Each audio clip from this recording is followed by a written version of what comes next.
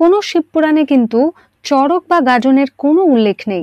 তাহলে গাজন বা চড়কের সূত্রপাত হলো কিভাবে, আর গাজনের নাম গাজন কিভাবে হলো? এর কি নির্দিষ্ট কোনো অর্থ আছে? চৈত্রের গনগনে আগুনে রাস্তা, তাতাপোড়া মাঠের পর মাঠ পেরিয়ে বাড়ি বাড়ি গাজন সন্ন্যাসীদের মাধুকরী সংগ্রহ করে কৃচ্ছ সাধন করা বাংলার গ্রাম জীবনের একটা সহজ ও সাধারণ দৃশ্য। এবং চৈত্র এমন একটা মাস যা বাঙালির জীবনে নতুন প্রাণের সঞ্চার ঘটায়, কারণ সামনেই বৈশাখ, আবার একটা নতুন বছর, আবার জীবনটাকে নতুনভাবে গুছিয়ে নেওয়ার এবং আবার নতুন একটা প্রত্যাশা। তাই চৈত্র মাস জুড়ে বাংলার মানুষের মধ্যে একটা আলাদা উন্মাদনা দেখা যায়। আর লাল কাপড় পরা গাজন সন্ন্যাসীরা সারা মাস ধরে কৃচ্ছ সাধন করেন। চৈত্র সংক্রান্তির মধ্যে দিয়ে এই গাজন উৎসবের সমাপ্তি ঘটে। এক্ষেত্রে একটা বিষয় লক্ষ্য করার মতো, কোনো শিবপুরাণে কিন্তু চড়ক বা গাজনের কোনো রকম উল্লেখ নেই। তাহলে গাজন বা চড়কের সূত্রপাত হলো কিভাবে, আর গাজনের নাম গাজন কিভাবে হলো? এর কি নির্দিষ্ট কোনো অর্থ আছে? বিভিন্ন ঐতিহাসিকেরা মনে করেন বৌদ্ধ ধর্মের সঙ্গে গাজনের যোগ রয়েছে।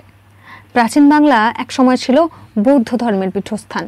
সমগ্র বাংলা জুড়ে তখন বৌদ্ধ ধর্মের শ্রীবৃদ্ধি ঘটছিল। কিন্তু শিনটাও অতীত হয়েছে এক সময়। ব্রাহ্মণ্য হিন্দু ধর্মের প্রাবল্যে বৌদ্ধ ধর্মের মানুষেরা অনেকেই সরে গেছেন, কিন্তু সবাই তো আর সরে যেতে পারলেন না। বাংলার সেই সমস্ত মানুষেরা রয়ে গেলেন এবং তাদের দেবতাকে আগলে রাখলেন। তাদের সেই দেবতা হলেন ধর্ম ঠাকুর। ডক্টর সুকুমার সেনের মতে বাংলার তথাকথিত নিম্নস্তরের সংখ্যাগুরু মানুষেরাই ধর্ম ঠাকুরের পুজোর প্রচলন করেছেন, আর পুজোর পুরোহিত তারাই। ধর্ম ঠাকুরের পুজো হয় পাথরখণ্ডেই, কোনো দীর্ঘজীবী গাছের তলায় শিলাখণ্ড রেখে বাংলার তথাকথিত নিম্নবর্গীয় মানুষেরা তাদের দেবতাকে প্রতিষ্ঠা করলেন। আজও চড়ক বা গাজনে ব্রাহ্মণ পুরোহিতের ভূমিকা প্রায় নেই বললেই চলে। রাঢ় বাংলার বিভিন্ন অঞ্চলে আজও ধর্ম ঠাকুরের পুজো হয়ে থাকে।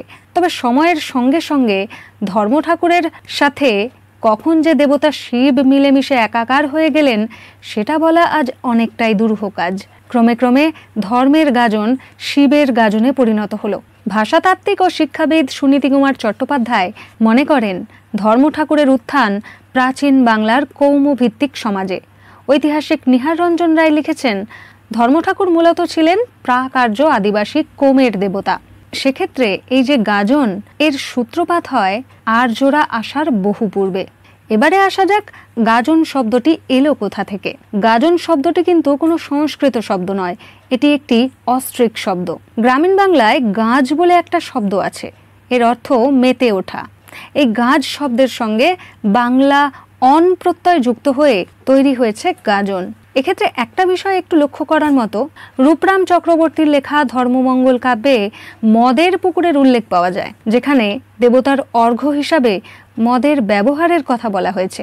তবে আদ্য পূজা দিল আশ্বয়া চণ্ডাল, মদের পুষ্করণী দিল পিষ্টের জাঙ্গাল। এক পুকুর মদই দেবতাকে উৎসর্গ করা হয়েছে এই কবিতা অনুসারে। পৃথিবীর প্রাচীনতম দেবতা মাত্রই তাঁদের পূজার্চনায় মদের অর্ঘ্য দেওয়ার রীতি লক্ষ্য করা গেছে এবং ইতিহাস বলছে দীর্ঘদিন যাবৎ মদ তৈরি হয়েছে গাঁজানো বা ফার্মেন্টেশন পদ্ধতিতে এবং প্রাচীন সেই মানুষেরা বিশ্বাস করতেন তাদের উপাস্য দেবতাদের আশীর্বাদেই গাঁজান পদ্ধতিতে মদ তৈরি হয়। তাই বলা যেতেই পারে যে দেবতার আশীর্বাদে গাঁজান পদ্ধতিতে মদ তৈরি হয় সেই দেবতাকে ধন্যবাদ জানাতেই যে উৎসব, তাই গাজন। বাঙালি জাতিসত্তায় আদি অস্ট্রাল যুগের এটা আরও একটা জোরালো নিদর্শন। অবশ্য এর বাইরেও আরও দুই একটি মত রয়েছে। অনেকেই মনে করেন সংস্কৃত গর্জন শব্দটি থেকে গাজন শব্দটি এসেছে। আবার আরও একটি মত রয়েছে যে গা অর্থে গ্রাম আর জন অর্থে সাধারণ মানুষ, অর্থাৎ গ্রামজনের উৎসবই গাজন উৎসব। চৈত্র সংক্রান্তির গাজনে আগে ধর্ম ঠাকুর ও মুক্তি দেবীর বিয়ে হতো বলে মানুষ বিশ্বাস করতেন। ক্রমে ধর্ম ঠাকুর এবং শিব ঠাকুর যখন মিলেমিশে একাকার হলেন তখন ধর্মগাজনের প্রভাব কমে শিবের গাজন হয়ে উঠল মুখ্য।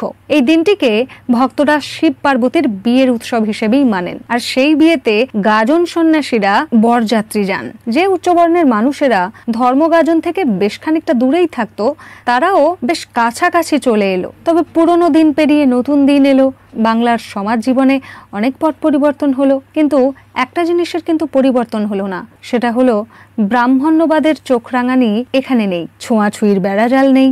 আসল কথা, অস্পৃশ্যতার কোনো বিষয়েই গাজনে স্থান পায় না।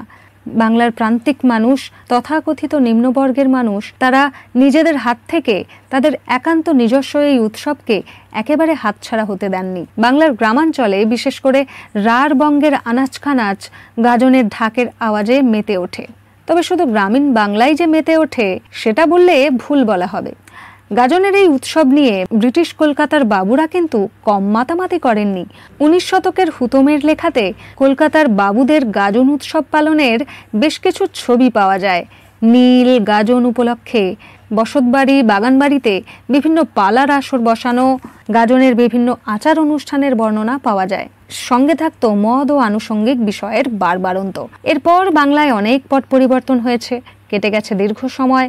বর্তমানের পরিস্থিতিতে গাজনের মতো লোক উৎসবের প্রাধান্য কমেছে, বাংলায় তার জায়গা নিচ্ছে অন্যান্য নতুন নতুন উৎসব।